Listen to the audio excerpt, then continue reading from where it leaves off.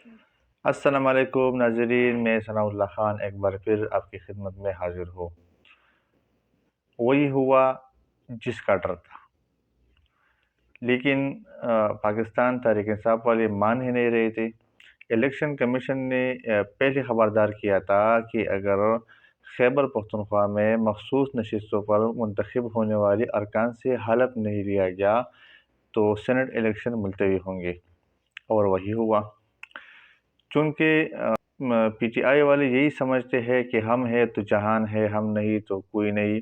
लेकिन अब वक्त बदल चुका है, हालात बदल चुकी है। वही जज नहीं रहे जो उनके लिए फैसले करते थे। उमर अता बंजाल साहब भी रिटायर हो चुका है।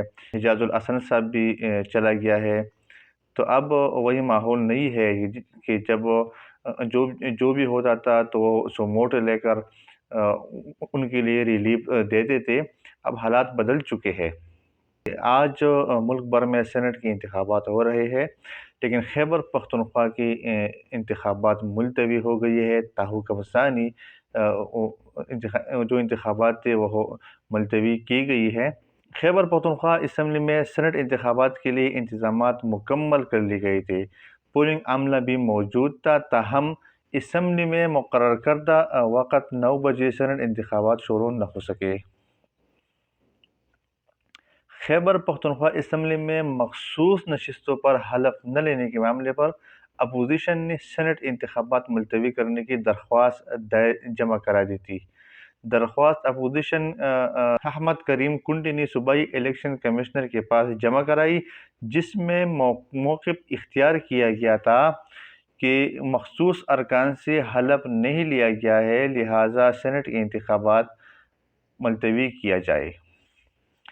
क्योंकि उनकी तादाद बहुत ज़्यादा थी। टोटल 25 अरकान है जिनसे हलफ नहीं लिया गया है।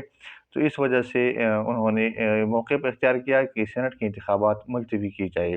सूबाई इलेक्शन कमिश्नर ने अपोजिशन की दरख्वास्त पर चीफ इलेक्शन कमिश्नर से राबता किया, जबकि वज़ीर आला खैबर पख्तूनख्वा अली अमीन गंडापुर भी सूबाई असम्बली पहुँच गए थे, जहाँ उन्होंने सेनेट इंतखाबात से मुतअल्लिक़ अरकान से मुशावरत की। इसके बाद सूबाई इलेक्शन कमिश्नर ने इंतखाबात मुलतवी करने का ऐलान कर दिया। इलेक्शन कमीशन का अमला सामान समेत खैबर पख्तूनख्वा असम्बली से रवाना हो गया, और उसके बाद इलेक्शन कमीशन ने खैबर पख्तूनख्वा में सेनेट इंतखाबात मुलतवी करने के हवाले से तहरीरी हुक्मनामा जो है वो जारी कर दिया है।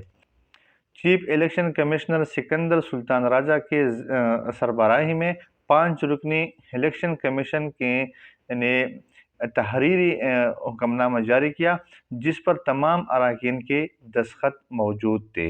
तहरीरी हुक्मनामा के मुताबिक इलेक्शन कमीशन ने आइन के आर्टिकल 218 की शर्त 3 और इलेक्शन एक्ट के तहत उम्मीदवारान से हलफ न लेने जाने पर खैबर पख्तूनख्वा असम्बली में सेनेट इंतखाबात मुलतवी कर दिए हैं। हुक्मनामा के मुताबिक नामुंतखब अरकान खैबर पख्तूनख्वा असम्बली के हलफ तक इंतखाबात रोक दी गई है।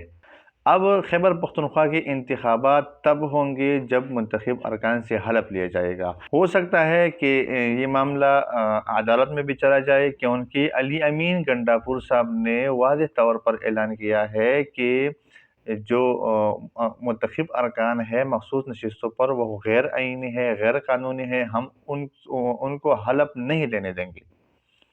उन्होंने एक धमकी दी है।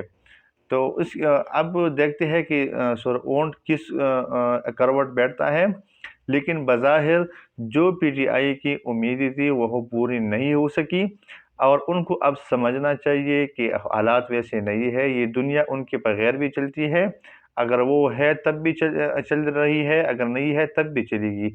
ये वाला काम नहीं चलेगा कि हम है तो जहान है, हम नहीं तो कुछ भी नहीं।